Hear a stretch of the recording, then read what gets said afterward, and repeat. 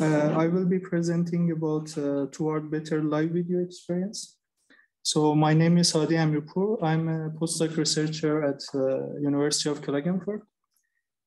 We are working in Athena team, and in Athena we are working on different aspects of the video streaming, including content provisioning, content delivery, content consumption, and end-to-end aspects. And our industry partner is Bitmoven, so we are closely collaborating with Bitmoven, and we are trying to solve some industrial problems. So I will start from basic actually, but just few slides to talk about what is video streaming.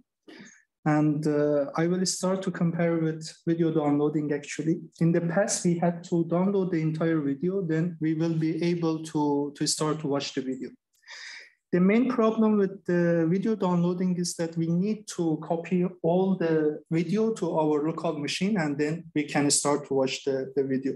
But the problem is the waiting time also downloading the entire video.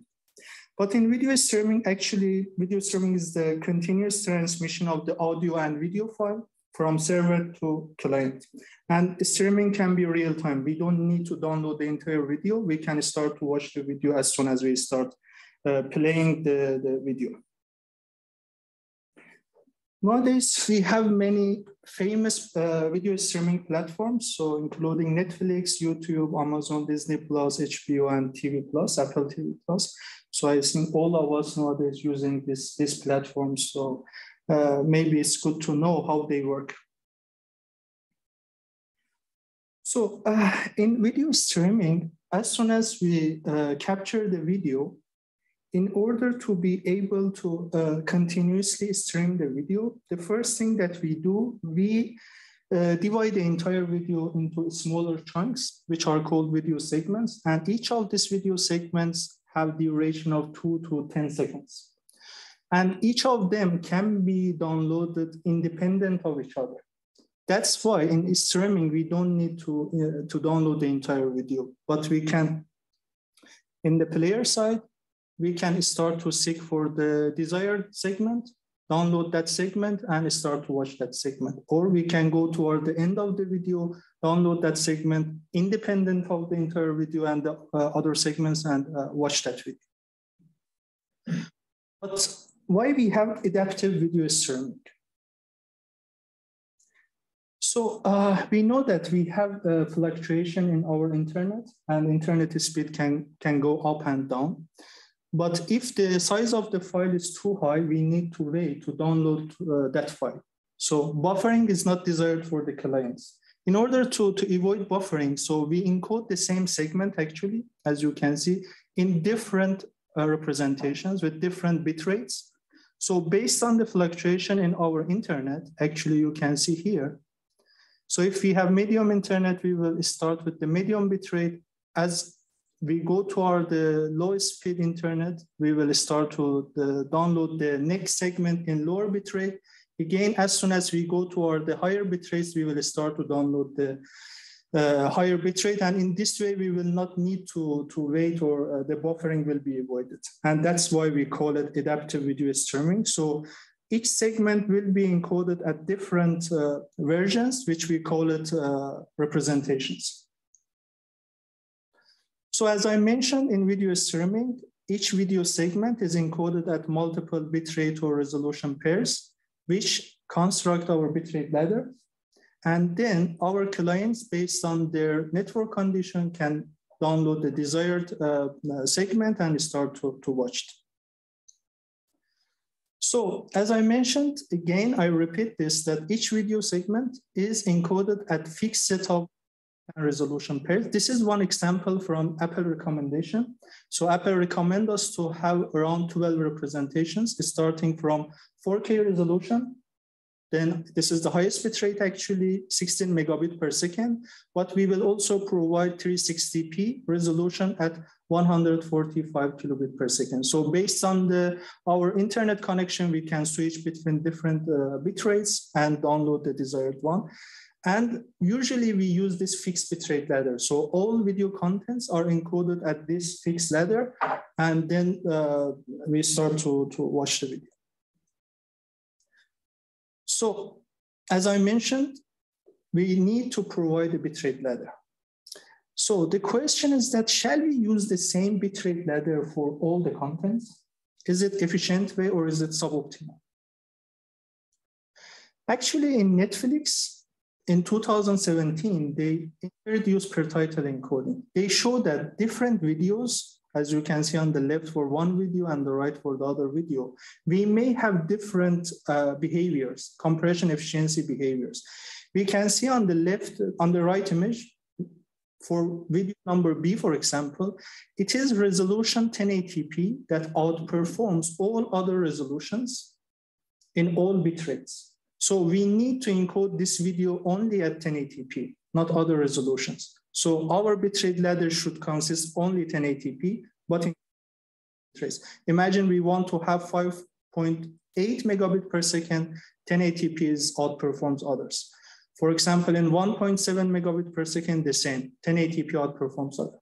But for the other video, we can see that it is different resolutions that outperforms the others in different bitrate ranges. So here we will have a crossover point. And we see that for this video, never 1080p is selected. The maximum resolution that is selected, even in high bitrate, would be 720p. So we can easily see the content dependency. So it's not desired to use the fixed bitrate ladder for all video contents. Based on this, actually Netflix introduced per title encoding, which is a very brute force approach. We need to encode video at different resolutions, for example, this set of resolutions, and different bit rates, and find the optimal resolution for each bit rate. For example, here you can see that for this low bit rates, 270p is the optimal. For this bit rate, 532p is the optimal. And as we go toward the higher bit rates, it should be 720p, that is the optimal resolution for this. But the main problem for this approach is that it is brute force. So we need to spend lots of time and cost to encode the same video, one video, at different resolutions and different bit rates and find the optimal solution. The worst cases, it's not applicable in live video streaming, because in live video streaming, the main problem is latency. So we cannot add latency, encode video at different resolution and find the optimal solution. So when actually we encode at different resolution and bit rates using a brute force approach, we will have a convex hull. And we know that in this convex hull at each bit rate, which resolution is the optimal resolution for us. So we can have different bitrate ladders for different contents. For example, for this content, we will have 4K at 12 megabit per second. But for the other content, we may have 1080p at 12 megabit per second. So this is what we call it per title encoding, and it shows the content dependency is very important. Not only the resolution, we also show the frame rate has impact. So we may need different frame rates for different bit rates. So we need to make decisions before encoding, where to encode, what bitrate ladder to select, and what encoding parameters to set. And this is very challenging actually in live video streaming. As soon as we add something to optimize our bitrate ladder or where to encode, then we will add latency. And latency is the biggest challenges in live video streaming actually. So to solve this problem, actually, we need to extract some features that can aid the encoding process. So if we could extract features, for example, a spatial and temporal complexity feature of the video, then we can answer these questions. For example, what bitrate ladder to select? So a state-of-the-art spatial and temporal complexity feature is SITI. I think all of us are familiar with this metric. But the problem is that the time taken to compute SITI is very high. We know that for 4K video, it is around 5 frames per second, which means that in 1 second, we can extract features only for 5 frames. So it's not suitable for live application, and it also has higher computational costs in VOD applications. The other problem is that the correlation with encoding bitrate and encoding time that represent the spatial complexity and temporal complexity is low. So actually, they don't have very high correlations. So what is the solution? We introduced VCA, or Video Complexity Analyzer, which is an open source software that can be realized as a fast preprocessor, which determines the spatial and temporal complexity of videos or segments, which can aid the encoding process. Actually, our main contribution would be here, extracting very fast the features and using these features to answer our questions. For example, what bitrate ladder to select. Okay. So what are these features? For a spatial complexity, imagine for frame number P, we divide this frame number P into smaller overlapping blocks. And for block number K with size of W cross W, we introduce energy function as a weighted DCT value of this block. So actually, we calculate for DCT for this block, and then we give different coefficients for different DCT values, and we introduce energy function as a weighted DCT value. And by averaging in entire frame, we will have our spatial complexity for that frame. For the temporal complexity for frame number P, not only we consider frame number P, but also its previous frame. Again, we divide it into non-overlapping blocks. And for two co-located blocks, for example, blocks K into different frames, we calculate again the energy functions that I introduced in the previous slide. And then I calculate SAD for this energy function. And then in an entire frame, again, we calculate, or we will have the temporal complexity. So here we can see a heat map for the spatial complexity and temporal complexity for one video. On the left image, we can see the spatial complexity heat map. We can see in the places or in the blocks that we have higher spatial complexity, the brightness is higher. Also here in blocks that we have more motions, again, it is toward the red actually in this temporal complexity. But one of the biggest advantage that our software has, that it is quite fast. So we can reach around 400 frames per second frame extraction, feature extraction for 4K video.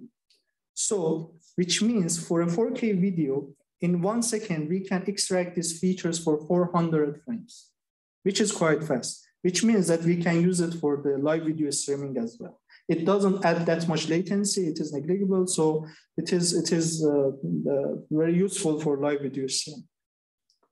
What about the accuracy of these features? So we calculate the correlation between the spatial complexity feature, E, the proposed one, also the state-of-the-art SI, with the encoding bitrate when we encode 500 videos all intra configuration.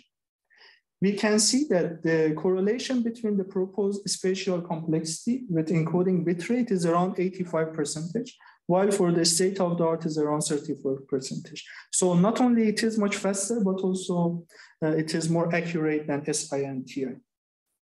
We also did this in intercoding actually, and we calculated the correlation with encoding bitrate in intercoding mode. We can see that again, E, or our spatial complexity, in most cases has higher accuracy than SI, which is a state-of-the-art spatial complexity. Also for H, which is our temporal complexity, we will have higher correlation than TI, which is the state-of-the-art temporal complexity. We also calculated the correlation with encoding time. Here also we can see that our features have relatively better accuracy and correlation with encoding time than state-of-the-art features. But very interesting observation is that we downscale the raw videos into different resolutions, and we calculate these features in other resolutions as well. And then we calculate the correlation between features in different resolutions. We can see that for our spatial complexity, the correlation across multiple resolutions is very high. For example, you can see that the correlation between, for example, 1080p and 720p is 99%, which means that we can extract features in 720p and use it for predicting for 1080p. again, it can be even much faster than 400 frames per second. But this is not the case for SI. We can see that we only have 0.45, the correlation between 4K and 720p. So it means that we should calculate the features in the original resolution rather than smaller or lower resolutions. So the first application that we use is online per title encoding. So I introduced what does it mean per title encoding, which means that we need to find the optimal resolution per each bitrate. So we try to extract features and use these features to answer these questions. For example, what bitrate ladder to select. So as I mentioned, usually in live video streaming, this fixed set of bitrate resolution pairs are used. So they don't change it because they are afraid if we want to optimize this bitrate ladder per title, we will add latency. But here, when we capture a live video, so we use our software to extract features, and then we use these features to adjust our encoding profile. So we had this demo in NAB this year, and we call it OPT, or online per title encoding, and we showed that how using this feature can improve the quality of the video in live video streaming. So here is one example. We can see that for different contents, for example, for middle complexity, simple and very complex video, we will have different bitrate ladders. For simple content, we don't need to encode at 10 megabit per second, because even at 3 megabit per second, we reach a very high quality. So using our approach, we can see that we can avoid very high bit rates for simple, and we can adjust for the other videos. Here we can see one example. We encode the video at 1.6 megabit per second. In standard fixed bitrate ladder, it is recommended to use 540p as the resolution for 1.6 megabit per second. But in online per title encoding, or OPTE, we predict that the 1080p is the optimal resolution. And here we can see the differences. So if you look at these places, also this tower, you can see that the quality of OPTE compared to the fixed bitrate ladder is higher. And actually here we don't add latency. We are quite fast. So we can improve the quality by predicting the optimal resolution and improve the final quality at the end. So here are some results that published in ICASP this year. We can see that considering OPT compared to fixed bitrate ladder, the Apple recommendation, we can reach around 20% for PSNR and 30% for VMAP bitrate reduction compared to the fixed bitrate ladder. Okay. So the other solution that we had for per title encoding, so the first was predicting the optimal resolution actually for each bitrate. Explain about this, that we need to find this optimal resolution per each bitrate, but we need to find them online and very fast real time. So we need to predict this convex hull at the end. So we successfully could predict this, and I showed that the quality improved. But now the question is that what points we should select when we predict our convex hull.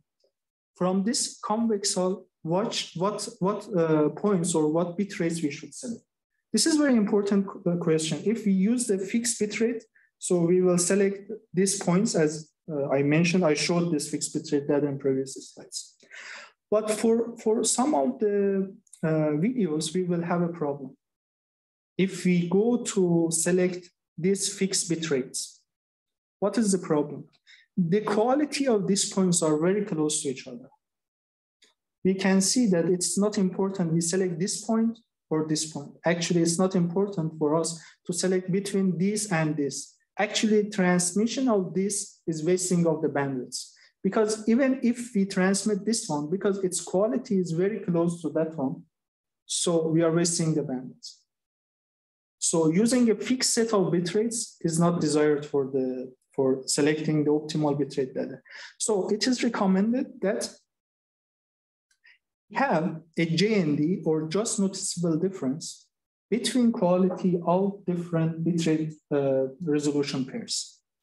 And this is very important because in that case, we know that there is a JND difference or just noticeable difference between these 2 points. So by putting any point in between, we will waste the bandwidth, because the quality of this point would be close to this one or this one, because there is no JND between them. So in this way, we predict, using these features, we predict actually these points, that there is a JND difference between them.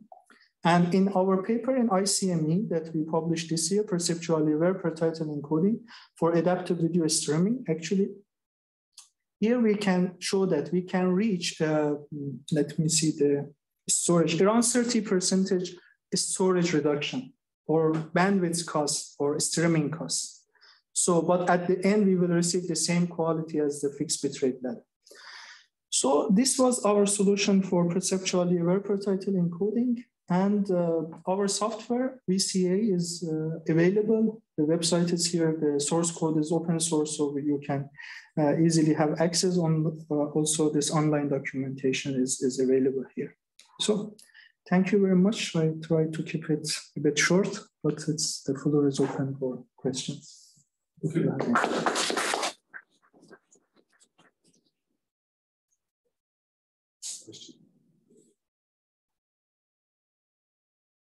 I can start with the first one. I have really a naive question. When you cut the video into separate segments, is there a cost? I mean, is there an extra cost? Because each segment, I don't know, probably has to have a kind of header or something like that. So do you actually lose also some bandwidth when you cut the video into several segments compared to a video being encoded as a whole? Actually, we have this packaging at the end, so it doesn't add that much overhead to our stream. So it's not noticeable, actually, this overhead. So it's it's not important. Yeah. Can I ask you a question? Sure. Like when you develop your bitrate later prediction, what is like the viewing resolution? Like, for example, if you downsample your input image, what is the viewing resolution? It's always 4K? Yeah, we consider that our clients watch video in 4K display. And so you use the upsampling solution of the display? Yeah, actually here we have upscale VMAP, which means that all the qualities have been calculated after upscaling to 4K. And the second question is about this GND. Yeah. How do you compute this GND pounds? Because you might say like it's better quality by 1 or 2 or 3 score. How we can see if it is noticeable or not to the human visual system? Yeah, thanks. It's an interesting question. Actually, this is now a hot topic, how to calculate GND. The thing is that there is a blog post that say that I asked from the Netflix source, and they say that JND is 6 for VMAP. So in this paper, actually, we set it to 6. But in our QMax paper this year, I think it's not still online, but it should be online soon. So because there was another paper, they say that the JND is 2 for VMAP. So we have this title between 2 and 6 to say that, okay, which one is? We see that here, average for 220 videos, that there is a data set which is called video set. Average JND for VMAP is 6, but it is completely content dependent. So it is very diverse. So we know the average is 6, but for some contents, it can be even close to 0, but for some contents, it can be even 15. So we try to reduce this and predict the JND for different contents. Still, I think there is lots of room for improvement. Where we could improve, I think, compared to state of the 30%, but still the error is high and it's not easy. I don't know, it's because of data set, because we only have one data set that has been collected in 6 different universities. And I don't know that it was correctly collected or not, the problem, because for some cases, the first JND, second JND, and third JND are VMAP equal to 100. So which means that in VMAP equal to 100, they see the differences. It should not be the case. So that's why I don't know the problem is with data set, or we still need some more features to predict this GND for different contents. But in this paper, actually, we set it to 6. but we know that if we set to different numbers, actually we can even predict. It's not a problem. Mm-hmm.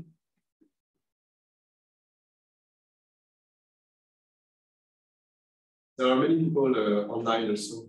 We have 12 participants online. So if you have a question online, you can also just open your microphone and you can ask a question directly.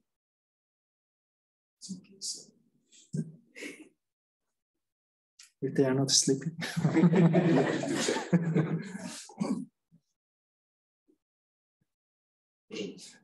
When you use the result from your complexity analysis to drive the selection of the resolution that you use, you are still using a fixed ladder in this case? Or how is...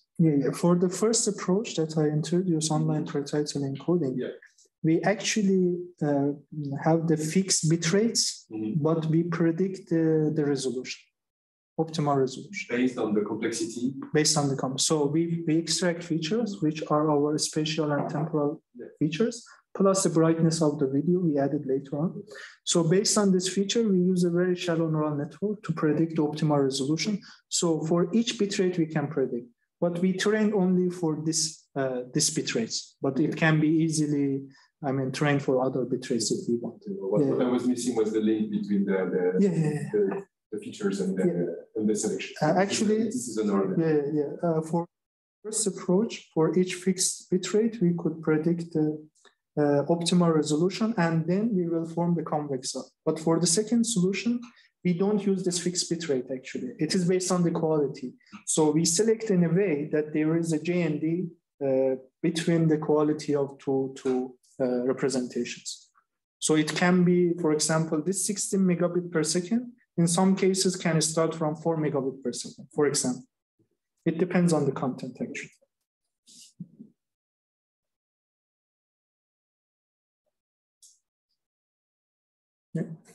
Other questions, either in the room or online?